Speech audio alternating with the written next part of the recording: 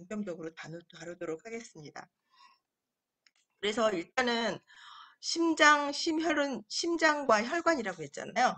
그러니까 심장을 한번 구조를 한번 봐야 되겠죠. 우리가 심장이 어떻게 생겼으며 어디에 있는지는 아시나요? 우리 이렇게 가슴과 가슴 요 사이에 약간 아래쪽에 있어요. 안쪽에. 그래서 요 심장이 약간 주먹만 하거든요.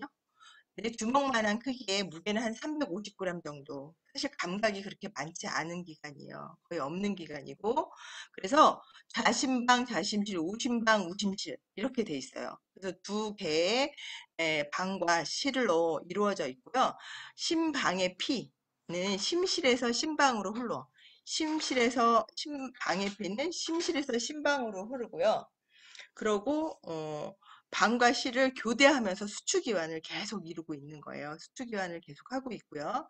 그래서 하루에 심장을 지나가는 피는 약 9천에서 10,000리터 정도가 되고요. 건강한 성인이 1분에 72회 정도의 박동으로 1분에 72회 박동으로 굉장히 많이 피의 수축과 이완으로 우리 몸의 심장에서 나오는 피를 우리 몸의 온 전신으로 보내는 역할을 하는 게 심장이죠.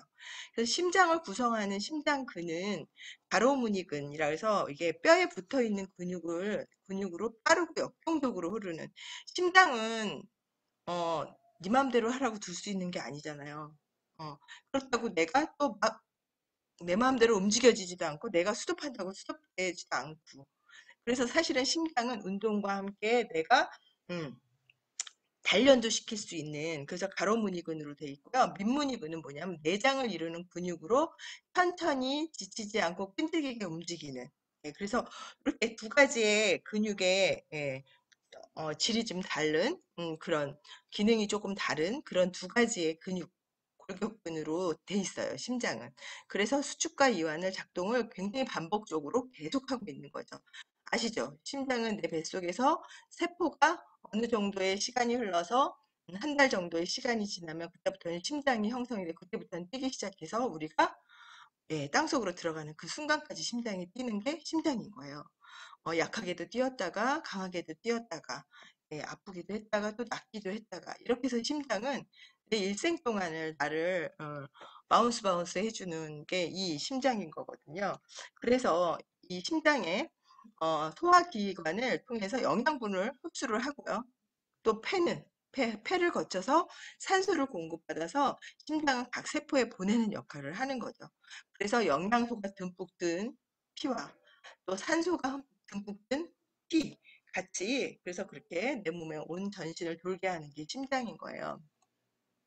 그래서 보면은 심장 순환을 한번 볼게요. 이거는 많이들 공부도 하고 아시는 분은 아실 거고 복습하시고요. 오늘 처음 보시는 분은 다시 한번 보도록 할게요. 처음 보시는 분들은 또 한 번에 금방 이해가 되지는 않을 거예요. 그래서 또 한번 보시고 또 계속 나올 거예요. 질환하면서도 나올 테니까 너무 실망하지 마시고 이렇게 폐순환, 폐순환이 있고요. 온몸 순환이 있어요. 그래서 폐순환은 보면은 여기서부터 시작이 되거든요. 우심방. 전신을 돌아서 온 피가 우심방에서 우심실로, 예. 그래서 우심실로 간 요 피는 어디예요? 심장에서 나온 피죠. 그렇기 때문에 정맥이에요. 전신을 돌아서 온 피지만 심장에서 나온 피를 동맥으로 하기로 한 거예요. 그래서 폐동맥이에요. 근데 피는 정맥이에요. 그래서 이 정맥피가 피는 정맥피인데 이름을 폐동맥으로 했어. 왜요? 심장에서 나온 피이기 때문에 반월판을 지나서 동맥을 가면은 이 반월판은 뭐냐면 피가 역류하지 않게끔 예, 판이 있어요. 역류하지 않게끔 이 판이 딱 그래서 그 피가 지나가고 나면 닫히고 또 다시 또 박동에 의해서 수축 이완에 의해서 수축해서 쭉 하면 열렸다가 이완되면 닫혔다가 이렇게 되면서 이 반월판이 열렸다 닫혔다면서 피가 가는 거거든요. 그래서 이게 폐동맥 정맥이죠. 정맥피가 폐동맥을 지나서 폐로 가서 그래서 여기서 산소와 이산화탄소 교환을 하고 그래서 이제 산소가 듬뿍 든 피를 가지고 어디에요? 그래서 피가 바뀌었죠. 동맥피로 바뀌었는데 사실은 어디에요? 심장으로 들어가는 피는 정맥이라고 우리가 정해지기로 한 거예요. 그래서 요것만 조금 헷갈리지 않으셨으면 좋겠어요. 정맥이지만 동맥피가 들어간다. 그 동맥피가 어디로 들어가요? 좌심방으로 들어가요. 심장으로 들어가는 거죠. 심장으로 들어가서 이천판이라는 곳을 또 지나죠. 역행하지 않게끔 이게 지나서 좌심실로 여기서부터는 여기까지가 이제 어떻게 되냐면 폐순환인 거예요. 그래서 어, 우심방의 피가 삼천판을 지나서 우심실로 갔다가 폐를 지나서 다시 폐정맥을 지나서 좌심방까지 순환하는 예, 순환하는 요게 이제 폐순환이고요. 전신순환 이렇게 나온 그래서 이렇게 해서 나온 피가 이제 좌심실에서 어디로 가냐면 온몸으로 도는 거예요. 대동맥을 통해서 피가 확 쏟아져서 나오겠죠. 쏟아져서 나오면서 좌심방에서 이천판, 이천판을 지나서 좌심실에서 도착하면 반월판이라는 걸 또 지나서 대동맥을 거쳐서 온몸으로 내 몸의 온몸으로 간으로 신장으로 위로 소장으로 얘가 더 도는 거죠. 돌아서 오심방 온몸을 돌아서 다시 대정맥 요 순환은 제가 다음 장에 또 혈관에서 볼 거예요. 그래서 이렇게 해서 대정맥을 지나서 다시 우심방 이렇게 해서 이렇게 전신 순환을 통해서 이렇게 우심방을 통해 다시 여기서부터 어때요? 폐순환으로 돌아가는 거죠. 그래서 폐순환하고 나온 피가 심장으로 온 피가 심장에서 뿜어져서 다시 온몸으로 돌아서 다시 폐로 가서 이걸 계속 하는 거예요. 그래서 볼게요. 심장의 판막증, 심장 판막증 많이 들었죠? 심장 판막증은 삼천판이나 이천판이나 반월판이나 이런 심장과 심실 사이, 심실과 동맥 사이에서 피가 역류하지 않게 막아주는 이 판을 말하는데 이 판이 열리지 않으면 협착증. 이게 판이 붙은 거죠. 그러니까 협착증. 열리기는 하는데 닫히지 않으면 그래서 폐쇄 부전증이라고 하는 거예요. 왜냐하면 얘가 열려 있으면 얘가 어디로 가겠어요? 그냥 열려 있어. 그럼 얘가 폐로 가서 부전을 일으키게 되는 거예요. 그래서 폐에 가서 고여버리는 거죠. 뿜어지지를 못하고. 그래서 그런 부전증을 같은 질환들을 통틀어서 말하는 게 심장 판막증이에요. 그래서 요게 제일 많이 있는 애들이 뱃속에서 요게 형성이 잘 안 돼서 나온 애들이 심장 판막증이 많잖아요. 그래서 7살 건강하면 뭐 3, 4살에 수술도 하는데 7살까지 기다렸다가 하는 애들도 있고요. 그래요. 그래서 성인이 되면 또 조금 이제 자라면서 또 건강이 좋아지면 자연적으로 요게 형성이 잘 돼서 수술을 안 한 경우도 있어요. 오늘은 제가 관상동맥에 대한 부분을 공부를 할 거예요. 사실 이게 굉장히 중요해요. 우리 관상동맥이라는 게. 우리 이 심장에 지금 우리 피 순환은 우리 온몸 순환을 하기 위해서인데 이 관상동맥에 대해서 오늘 공부를 하면 관상동맥이 얼마나 중요하고 얘가 심장에 굉장히 중요한 동맥이라는 것을 보실 수 있을 거예요. 그래서 보면 이 관상동맥은 어디에서부터 나오냐면 이 반월판, 동맥과 반월판 요 시작되는 요 부위에서 갈라지는 동맥이에요. 그래서 한번 볼게요. 관상동맥. 관상동맥이라는 소리 많이 들었을 거예요. 심장, 관상동맥. 관상동맥은 이렇게 생겼어요. 관상동맥은 대동맥, 대동맥으로부터 분지하여서 이렇게 분화되어서 이렇게 우관상동맥, 좌관상동맥 이 두 가지로 이렇게 나누어지는 거죠. 두 가지로 나누어져 가지고 심장 근육 자체에 혈액을 공급하는 이 심장 표면, 예, 이 안에는 흐르는 피를 갖고 공급하지는 않아요. 그래서 이 피는 안에 흐르는 피는 온 몸을 돌리는 피고요. 내 심장을 보호하는, 내 심장에 영향을 주는 그 동맥은 뭐냐면 관상동맥인 거예요. 그래서 이렇게 두 가지로 대동맥이 아까 반월판 바로 위에서 분지해서 심장의 표면, 바깥 표면 위에서 여러 개의 소동맥으로 이렇게 소동맥으로 나누어져서 갈라져서 심장 근육을 싸고 있는 게 관상동맥인 거예요. 그래서 심장은 수축 이완을 계속하는 기관으로 굉장히 많은 영양소와 산소가 운반되고 거기에서 변환되고 계속 엄청나게 많은 아까 9,000에서 10,000리터까지가 우리 몸을 계속 돌면서 심장이 계속 펌프질을 하면서 만들어주는 거잖아요. 그래서 영양분이 필요해요. 그러나 심장 내부에 들어있는 혈액으로 영양소를 공급받지 않고 이 안에 있는 혈액으로 영양소를 공급받지 않고 관상동맥이 공급을 해주는 거예요. 이 동맥이. 대동맥에서 받은 관상동맥이 공급을 해준다. 일반 골격근 조직이 300개에서 400개 정도의 모세혈관을 갖고 있다면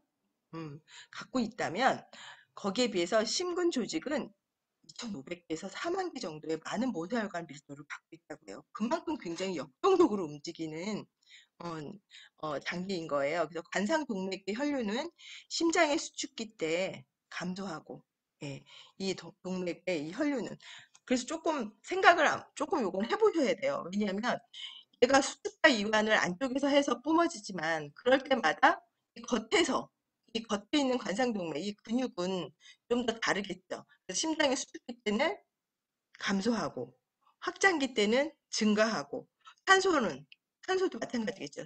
수축기 때는 방출이 되고 이완기 때는 저장을 하면서 계속적으로 산소 공급과 혈류 공급을 이 관상동맥이 심장 근육, 바깥 근육을 계속 어, 영양을 공급하고 있는 거예요. 그래서 관련 질환은 보면 우리가 관련 질환을 한번 볼게요. 관련 질환은 협심증, 심근경색증, 허혈성 심장병 뭐 등등이 있는데 이 세 가지가 굉장히 대표적으로 관상동맥 병화로 인해서 생기는 질환인 거예요. 관상동맥이 고장이 나서 생기는 질환인 거예요. 그래서 어, 잠깐만요. 죄송해요. 엄마, 죄송합니다. 다시 시작할게요.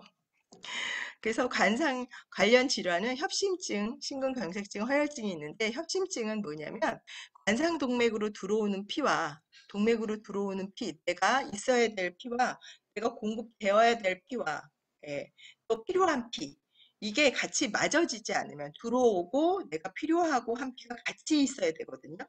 그게 들어오는 양과 바깥으로 뿜어지는 양이 같이 맞아져야 되는데 이게 맞지 않았을 때 굉장한 가슴의 통증과 흉통을 느끼게 되는 거예요. 이게 협심증의 굉장히 그 부분이거든요. 내가 들어와야 될 피가 1인데 나가야 될 피가 2야. 그랬을 때도 맞지 않죠. 들어온 피는 2인데 내가 보내야 될 피가 1밖에 안 돼. 이래도 맞지 않은 거죠. 그게 어디서 생각을 한번 해봤으면 좋을 것 같아요. 그런 현상이 왜 일어날까요? 좀 이따가 혈관에서 내가 하려고 그랬는데 그 부분은 이 피가 흐르는 곳에 혈관의 문제겠죠. 그래서 이 동맥이 경화가 돼서 잘 수축이완이 되지 않는다든가 혈관에 어, 폐가 많이 껴서 혈관이 좁아졌다든가 아니면 혈액의 질이 굉장히 떨어져서 걸쭉하다든가 이랬을 때 막혔던 부분으로 이 혈액이 공급이 잘 안 되고 안 될 때 부분이 이제 협심증이고요. 심근경색은 뭐냐면 혈관의 부분인 거예요. 이제 좀 이따 또 제가 한번 설명을 다시 드리겠는데 관상동맥에 그 혈관이 이제 심근, 골격근에 스크러지가 나면서 거기에 있는 부분이 너덜너덜하게 된 거죠. 근육을 다친 부분인 거예요. 그 심장 근육을 다친 거죠. 그래서 피 검사를 할 때 꼭 그 효소 수치를 재요. 심근경색증은. 그래서 그 효소 수치가 심장에 있는 그 효소 수치가 우리 간 수치 재듯이 그 효소가 흘러나와 있으면 이게 심근경색이라고 하거든요. 그렇게 다치는 경우가 뭐가 있을까? 딱딱해져 있다든가. 예, 계속 어디 플라그가 있다든가 거기에 이제 혈전이 많이 생긴다든가 박리가 됐다든가 뭐 이런 식의 그런 식으로 심근경색이 올 수 있고요. 허혈성 심장병은 뭐냐면 이 관상동맥에 아까 얘기한 혈관이 좁아졌다든가 혈관이 딱딱해졌다든가 혈액이 끈끈하다든가 이렇게 돼서 피를 많이 보내지 않을 때 그래서 심장이 허혈성 예, 피가 많이 모자란 그런 병에 걸려 있는 그래서 관상동맥은 심장의 부분에 심장에 국한된 부분이고요. 우리가 앞에 공부한 심장에서 피를 뽑는다든가 폐순환이나 전신순환 부분은 폐 기능, 걔가 갖고 있는 기능에 대한 부분을 오늘 공부를 한 거고요. 그래서 만약에 심장에 문제가 있다 그러면 요 대표적인 세 가지 심장 이 부분이 잘못되면 사실은 관상동맥이 경화돼서 그냥 스톱이 돼버리면 사실은 예, 그냥 심장이 스톱이 돼버리는 거예요. 예. 그래서 요 관상동맥에 대한 부분을 제가 설명을 했고 다음번에 요 하나하나 질환에 대해서도 조금 짚어보면 참 좋은 시간이 될 거라는 생각이 듭니다. 그래서 혈관을 한번 볼게요. 우리가 이렇게 동맥도 배웠고 소동맥도 배웠고 모세혈관도 우리 많이 얘기를 하잖아요. 그래서 혈액의 흐르는 방향 그런 거예요. 그래서 큰 동맥, 큰 동맥을 지나서 소동맥을 지나서 세동맥을 지나서 이렇게 모세혈관으로 가서 이 조직에 예, 우리 이 조직에 영양을 공급하고 오죠. 사실 이렇게 영양을 공급하고 오는데 요게 이렇게 조직을 띄어서 확대를 딱 해보니까 어때요? 확대를 딱 해보니까 조직 세포를 보니까 예, 이산화탄소와 어, 이산화탄소 보고 어, 이산화탄소를 가지고 오고 체조직에 있는 이산화탄소를 가지고 오고 이산화탄소와 함께 가스 교환을 하는데 거기에 있는 이물질도 들어올 수 있겠죠. 그리고 산소를 체조직에 보내고 이렇게 모세혈관에서 이 끝까지 가가지고 이 체조직에 우리가 피와 산소를 공급하고 다시 예, 정맥으로 모세혈관 정맥으로 가서 소정맥, 대정맥으로 이렇게 오는 거죠.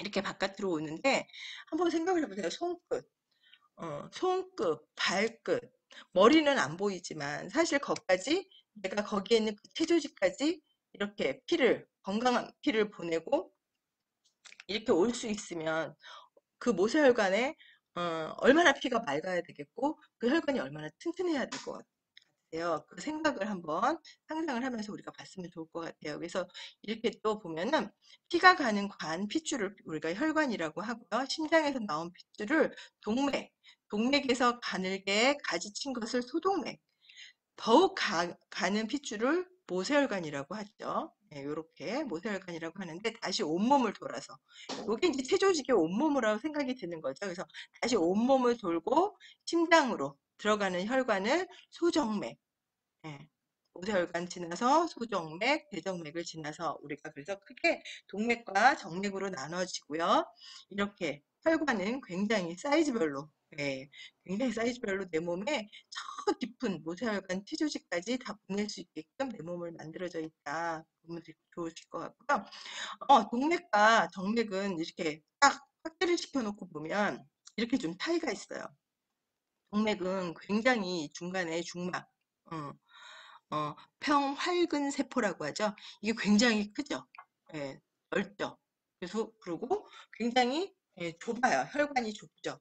그리고 얘를 보호하는 혈관의 예, 크기는 가느나 이 혈관을 보호하는 근육은 굉장히 두꺼워요. 두껍고 가느니까 굉장히 피가 아주 굉장히 세차게 다니겠죠. 반면에 정맥은 혈관은 굉장히 넓어요. 넓고 그 대신 혈관, 근육은 작죠. 2배 정도 작은 것 같아요. 그리고 거기에 정맥의 특징은 이렇게 예, 판이 있는 거예요.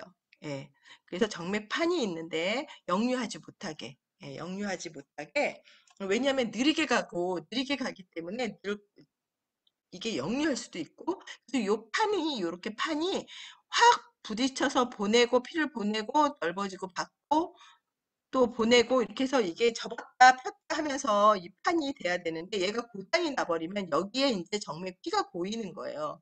이게 고여가지고 피딱지처럼 되면서 이게 그래서 하지정맥 어디든 정맥류라는 게 하지 쪽에 있으면 하지정맥류 또 뭐 신장에 있으면 정맥류가 이렇게 있는 부분들이 있어요. 예, 그런 정맥류가 이 판이 고장이 난 거예요. 이 판이 고장이 난 게 이제 그런 정맥류고요. 혈관에는 자율신경이 작용을 해요. 여기에서 자율신경 실조증이라는 우리 이 자율신경의 실조증이라는 부분이 있어요. 거기에서 나타나는 부분일 수도 있어요. 이게 호르몬의 밸런스가 깨져서 올 수도 있고요. 예, 근육을 담당하는 간 기능이 떨어져 있어서 올 수도 있고요. 거기에는 당연히 피의 부분이겠죠. 피가 맑고 건강한 피가 이 세포, 어디나 이 피를 보내는 관이잖아요. 피가 흐르는 피의 영양소를 이 혈관들은 이렇게 먹고 사는 거거든요. 결국은 이 혈관에 문제가 있다는 건 피에 문제가 있다는 거죠. 거기에 흐르는 피에 문제가 있다는 거예요. 그래서 맑고 건강한 산소가 듬뿍 든 영양소가 듬뿍 든 피가 흐른다면 지나가는 이 관도 굉장히 깨끗해지고 노폐물이나 이물질이나 플라그나 이런 것들이 쌓인 것들도 녹이면서 지나갈 수 있는 거거든요. 그래서 피의 부분이다. 그래서 혈관에 있는 자율신경이 작용을 하고 교감신경, 노르에피네프린이라는 분비를 하면서 수축을 하고 부교감신경, 아세트콜린이라든가 부신 수질에서 분비하는 에르네프린을 같이 분비를 하면서 아세트콜린이랑 같이 분비를 하면서 이완 확장 작용을 하는 거죠. 그래서 얘는 나하고 상관이 없어. 내가 피를 안 보낼 거야. 그래가지고선 내가 용을 쓰고 있어도 피는 가죠. 예. 그렇기 때문에 얘는 자율신경계에 의해서 이제 자유롭게 왔다 갔다 하는데 수축을 내가 이 교감이나 부교감에 대한 공부를 좀 하면 내가 스트레스를 많이 받았다든가 이러면 얘는 어쩔 수 없이 수축에 오랜 시간이 있겠죠. 예. 오랜 시간이 있어서 그렇다고 내가 스트레스를 받았다 그래서 스트레스를 받고 있는 동안 계속 수축을 하지는 않아요. 그렇지만 수축하는 시간이 길어지는 거죠. 그리고 이완하는 시간이 짧아져. 그렇다면 어떻게 될까요? 계속 피의 흐름이 음, 좋지 않겠죠. 수축하는 부분에 있어서는. 근육도 쉴 테고요. 근육도 수축돼 있을 테고요. 그래서 사실은 수축, 이완 이렇게 가는 게 피가 흐름이 굉장히 좋은 거라고 해요. 그래서 그 말씀을 드리고요. 동맥 경화. 네, 그래서 이렇게 동맥이 경화되는 얘기를 하는 거죠. 딱딱하게 굳어지는. 그래서 얘가 동맥 경화에 제일 많이 하는 부분이 동맥 경화를 제일 많이 시키는 부분이 지방이라고 하죠. 지방하고 담배, 설탕 이런 부분들, 혈당을 올리는 부분들. 그래서 스트레스를 많이 얘기를 할 거예요. 스트레스를 받으면 내 몸에선 교감이 작용을 많이 하고요. 그리고 전쟁같이 내 몸은 생각을 하기 때문에 콜레스테롤이나 혈당이 굉장히 높아지고요. 순간적으로 그게 다 혈관으로 모이는 거거든요. 그러다 보면 내가 스트레스가 끝났다 해서 콜레스테롤은 제자리로 돌아가고 혈당도 제대로 돌아가지 않거든요. 걔네들이 내 이 혈관을 계속 돌아다니고 있는 거예요. 그러다 보니까 걔네들로 인해서 문제들이 이제 일어나기 시작을 하는 거죠. 그래서 이 혈관들이 이제 경화되는 동맥 경화가 있고요. 혈압은요. 고혈압은 아까 얘기한 혈관이 좁아졌다든가, 예, 이물질이 껴서 막혔다든가, 예, 혈관, 혈액이 끈적끈적해졌다든가, 이거는 고지혈에 속할 거고요. 고지혈이 오래되면, 예, 고지혈이 오래되면 동맥 경화도 올 수 있고요. 또 그러다 보니까 그걸로 인해서 음, 혈관에 부딪히는 저항 압력, 그 부분이 상승을 하게 되는 거죠. 내 몸은 피를 보내야 되기 때문에 몸 전신으로, 특히 머리로, 어, 내 머리로. 내 몸은, 내 심장이 머리가 더 위에 있잖아요. 몸의 심장보다 머리가 위에 있기 때문에 압력을 내가 120이라는 압력으로 피를 보내지 않으면 이 위에가 있는 머리에 제일 평온한 상태의 압력이 그 90에 우리가 압력이 있는 게 머리가 굉장히 평온한 상태고 맑은 상태라고 해요. 근데 그거 90에 그걸 맞추려면 120의 혈압 압력으로 보내야지만 이게 90을 맞출 수 있는 거거든요.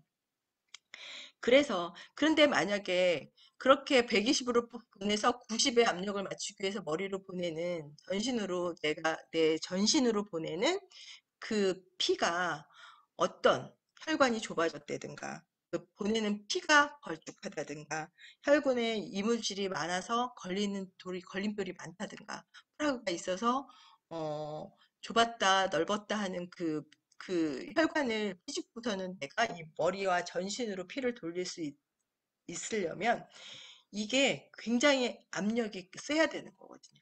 그러다 보니까 혈압은 조금 자꾸 올라가게 되는 거거든요. 내 몸에 피가 맑지 않으니까 다 고장이 나기 시작을 하는 거죠.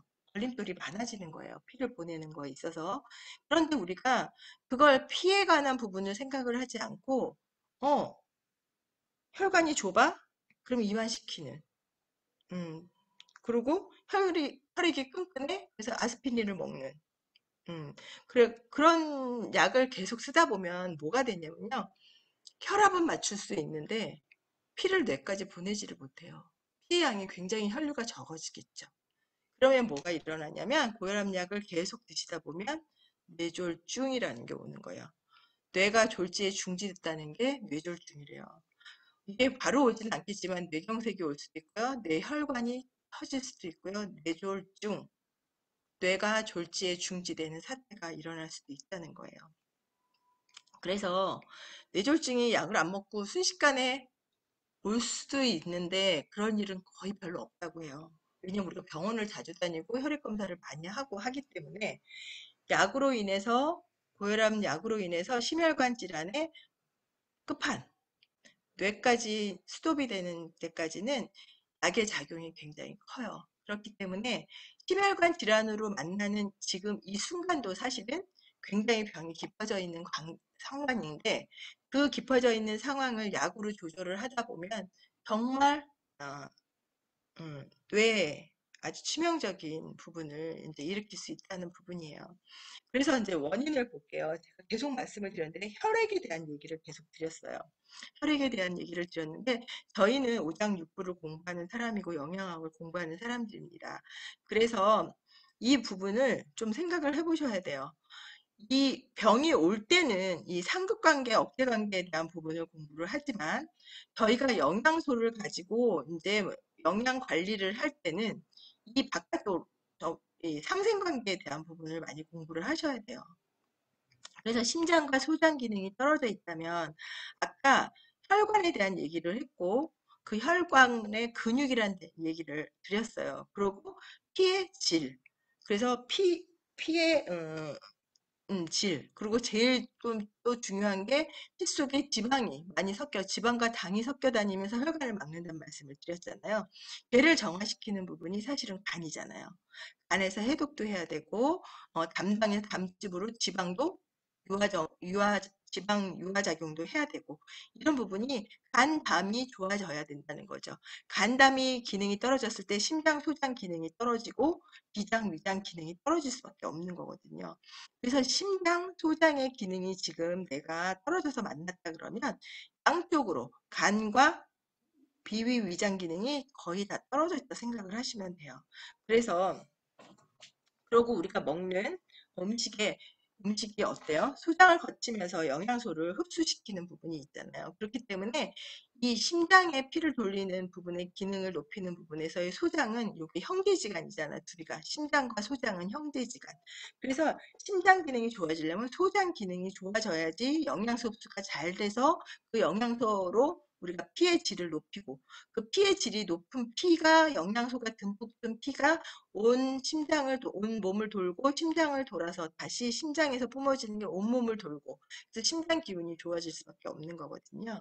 그래서 이제 이 심장은 기능이 나빠져 있는 분들을 한번 보는 거죠. 그래서 이분들은 보면은 덕색, 쓴맛, 심장 기능이 굉장히 높아져 있는 사람도 있어요. 그런 사람은 쓴 것도 굉장히 잘 먹어요. 간 기능이 굉장히 올라가 있는 사람들도 있어요. 그런 사람은 신 것도 엄청 잘 먹어요.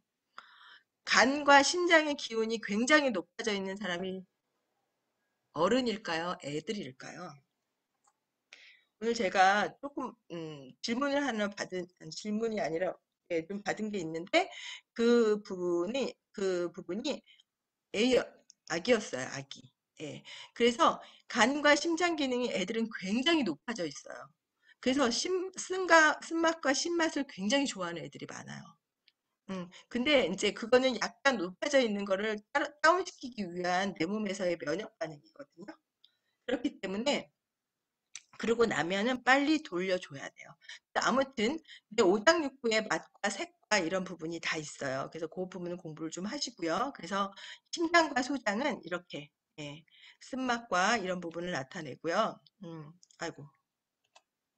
그래서 보면은 혀, 어, 심장이 굉장히 아파서 관상동맥, 심장이 뿜어지는 이 부분보다도요, 관상동맥에 문제가 생겨서 오는 부분에서 아픔은 뭐냐면, 얘가 그 기능이 그 관상동맥의 그 기능이 떨어져서 오는 그 흉통이요, 어디까지 오냐면 이 턱까지도 온다고 해요. 턱, 뒤에 위, 예, 위. 그래서 이게 관상동맥으로 인해서 심장이 아픈 건지, 내가 위가 아픈 건지 턱이 아픈 건지 이 어금니까지도 아프다고 하거든요. 네, 그렇기 때문에 그런 부분들도 뭐 공부를 해보면 좋을 것 같아요. 그래서 경락은 사실은 겨드랑이, 팔 안쪽, 새끼손가락 안쪽, 소장은 새끼손가락 바깥서부터 해서 팔 뒤쪽, 팔꿈치, 어깨 및 오십견까지를 나타내지만 흉통에 대한 부분을 내가 지금 말씀을 드린 거예요. 그 통증은 방사통이라 그래서 그렇게 전달이 된다는 거예요. 걔가 딱딱히 굳어 있다든가 부어 있다든가 이러면서 옆에 있는 장기들을 누를 수도 있고요. 그리고 그게 이제 그 근육의 통증으로 그렇게 나타날 수도 있다. 그래서 혀는 색깔, 모양, 무늬, 맛 기능의 문제, 그리고 콧구멍, 예, 그리고 코가 붉다. 땀구멍, 코에 땀구멍, 그 코가 붉다, 일명 딸기코, 중풍 확률 높고요. 왼쪽 어깨 결림, 새끼손가락 반달, 그리고 입술, 꺼무티치, 어혈이 많은 거죠. 그래서 푸르스름한 냉기 그런 게 있고요. 장이 나쁘면 팔꿈치, 관절, 이렇게 텐스 엘보 이런 사람 심장이 나쁘다. 폐대장, 팔꿈치, 관절, 경락 지나가는 곳. 그래서 이거 같이 보면 너무 좋을 것 같아요. 심장, 폐장 기능. 그래서 심장 피를 주관하고 한의학적으로 땀은 피, 진땀, 피라고 얘기하고 땀이 많지 않으면 피부족이에요. 피가 많지 않고 땀 마른 사람 보면 땀 잘 안 나죠. 그리고 지나치게 많으면 또 허약, 심장이 또 허약하다는 부분을 또 같이 갖고 있을 수 있어요. 그래서 이런 장부학이 동양의학은 중용이에요, 중용. 너무 세도 너무 약해도 아닌 중용을 지킴으로써 오장육부가 다 같이 건강해지는데 한쪽이 너무 세면 한쪽이 약해질 수밖에 없고요. 네, 그래서 중용이 중요하고 심장과 소장에 이상이 있을 때 잘 웃고 그리고 부끄러움도 제일 많이 타고 어리광도 부리고 버릇도 없고 수줍고 놀람, 짝사랑하는 성격이라고 이렇게 나와 있어요. 그리고 심장과 소장은 요거 굉장히 중요해요. 우리가 낮에는 심장이 주활동을 하죠. 밤에는 어때요? 여기에 새벽 4시부터 12시까지는 노폐물 배출을 에너지의 80%를 노폐물 배출하는 시간이고요. 12시부터 난 12시부터 저녁 8시까지는 소화 에너지의 80%를 소화를 쓰는 시간이에요. 에너지의 80%를 소화를 하고 저녁 8시부터 새벽 4시까지는 이 낮에 먹은 거를 가지고 흡수하고 저장하고 회복하고 재생하고 조절하는 작용을 해요. 그리고 심장, 방광, 담은 휴식을 하고요. 그래서 밤에 잘 때 오줌 누러 안 가죠. 오줌 누러 안 가요. 그런데 오줌 누러 다니시는 분들은 얘가 계속 일하고 있는 거예요. 휴식을 못 하고. 소장, 신장, 간 얘네들이 활동을 하면서 어떻게 활동을 하는지 볼게요. 심장과 소장. 낮에는 심장이 주 활동을 하죠. 계속 박동을 하는데 에너지의 80%를 20%만 쓰면서 심장은 쉬어요. 밤에는. 그러면 피를 어떻게 돌려요? 밤에는 소장이 모세관 활동으로 주 활동을 하는 거예요. 굉장히 그래서 배가 굉장히 따뜻해집니다. 그래서 밤에 잘 때 배가 차잖아요. 잠을 못 자요. 예. 그 심장과 소장은 서로 도와주는 짝꿍 장기로 소장은 근육, 연동 운동으로 혈액을 돌리면서 밤에 심장이 할 일을 대신하고 있는 거예요. 그래서 심장은 20%만 움직이면서 쉬어주는 거거든요. 근데 소장은 낮에 12시부터 8시까지 섭취하는 음식을 흡수시켜서 피를 만들고 에너지로 사용하고 심장은 에너지 20%만 사용하면서 쉬어준다. 근데 밤에 눕지 않아. 뭐 놀 수도 있고요. 일을 할 수도 있고요. 예. 그러고 서서 뭐 일을 할 수도 있고 아무튼 앉아서 뭐 술을 마실 수도 있고 뭐 아무튼 그렇게 된다면 교감신경이 긴장을 하겠죠. 교감신경이 오히려 떠요. 그러면 어때요? 근육은 수축하죠. 아까 혈관, 교감신경의 수축작용이 일어나죠. 근육의 수축작용이 일어난다는 건 혈액이 그리로 몰려간다는 거예요. 그러면 이거는 내가 내 의지로서 앉아 있거나 서 있거나 하면 그걸 움직이는 근육으로 피가 갈 수밖에 없어요. 그러나 밤에 누워있으면, 잘 때는 이렇게 누워있으면 피가 평이하게 흐르죠. 피가 평이하게 흐르면 함부로 피가 가서 치유가 일어나는 거예요. 그럼 지가 정말 자연 치유력이 발동을 해서 정말 필요한 곳에 피가 가기 시작을 하거든요. 그래서 밤에 심장 기능은 왕성. 그래서 깨어있다. 그럼 교감이 항진되고 자연 치유력적으로 피가 사용되지 않고 그럼 활동 자체가 전신으로 피 돌리는 거로 사용을 하기 때문에 심장 쉬는 시간 없어서 부정맥으로 이어질 수 있다. 이게 밤을 새는 사람, 밤을 지새는 사람, 잠 못 자는 사람들이 첫 번째로 오는 부분이에요. 그리고 이분들이 빈혈이 있어요. 빈혈 있고 부정맥이 올 수 있다. 그리고 이게 마지막 장인데 제가 읽어볼게요. 그래서 심혈관 질환 당연히 장 관리가 필수예요. 그리고 기본적인 우리 8가지 더블엑스, 파이버비치, 식이섬유, 밸런스 위드인, 프로틴, 예, 아세로라 C, 이스트비, 칼맥디 이 8가지는 갖고 계셔야 돼요. 예, 요 8가지는 우리가 섭취도 기본적으로 해야 되지만 양은 좀 달라질 수 있어요. 기본적인 양만 드실 수도 있고요. 어떤 때는 유산균을 더 드셔야 될 때도 있고 어떤 때는 아세로라 C를 더 드셔야 될 때도 있고요. 소화가 안 되거나 간 기능이 뭐 떨어졌거나 그 전날 술을 많이 마셨거나 그러면 이스트비를 더 드셔야 될 때도 있고요. 예. 그래서 붓기 빠지고 뇌혈관 청소되면서 전체적으로 피를 깨끗하게 만드는 기본적인 재료죠, 요게. 그리고 피를 더욱 깨끗하게 해야 된다. 할 때는 검은색 식품을 넣는 거예요. 피가 내가 그 콜레스테롤 수치가 높다든가, 예. 그렇게 돼서 혈압이 있다든가, 이럴 때는 이 검은색 식품을 BDH 블렌드라든가 봄태성 고혈압이라든가 이렇게 신장 기운, 콩팥 기운이 떨어져서 오는 심혈관 질환이 있으신 분들은 BDH 블렌드라든가 카로틴 플러스 따뜻한 비타민이죠. 코큐텐, 예. 박동, 미네랄, 박동, 식품. 그래서 코큐텐, 코엔자임 큐텐, 심장이 굉장히 좋아하는 그리고 GLA 브랜드, 예. 이렇게 검은색 식품들은 다 피를 맑게 해주는 거고요. CLA하고 갈리는 적은 금액으로 혈전을 푸는데 아주 탁월해요. 따뜻한 비타민으로 그리고 오메가3 잘 흐르게 만들고 칼믹디, 예, 칼믹디는 환자의 90% 미네랄 부족 상태예요. 그래서 제가 항상 말씀드린 것처럼 칼믹디 대용량 한 달에 한 통씩 3달 이상을 지속적으로 한번 드셔보세요. 몸이 확 바뀝니다.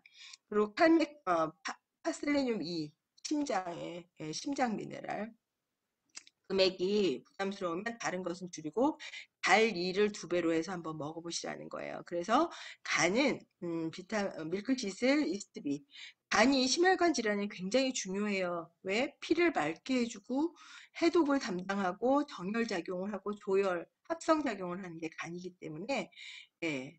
그리고 검은색 식품은 필수로 하고 나머지는 조정해서 먹게 되는 것 그 기간도 필요하고요. 사후 관리 시 돈이 부족하면 이스트비를 많이 넣어보는 것도 괜찮은 거예요. 아까 심장을 중심으로 간과 위 얘기했죠. 그래서 간, 위, 소화를 담당하고요. 예, 장, 지방 분해 예, 굉장히 좋다. 더블엑스 한 통 플러스 이스트비 5통 이렇게 해서 넣을 수도 있다는 얘기예요. 포커스를 맞춰서 하면 제대로 프로그램을 따라서 하면 더블엑스만으로도 효과를 볼 수 있다.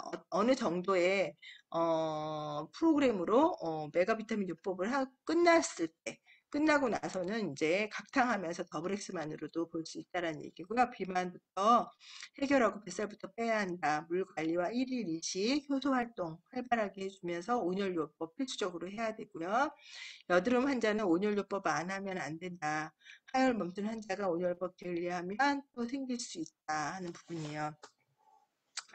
그래서 오늘 예, 몇 가지 했고요. 조금 더 이제 질환 위주로 10월 달은 또 어떻게 제가 다시 한번 짜가지고 또 뭐 저한테 절 주셔도 됩니다. 듣고 싶은 질환이나 공부해보고 싶은 게 있으시면 저한테 주시면 저도 이 프로그램 10월 달 거 짜는데 많은 도움이 될 것 같습니다.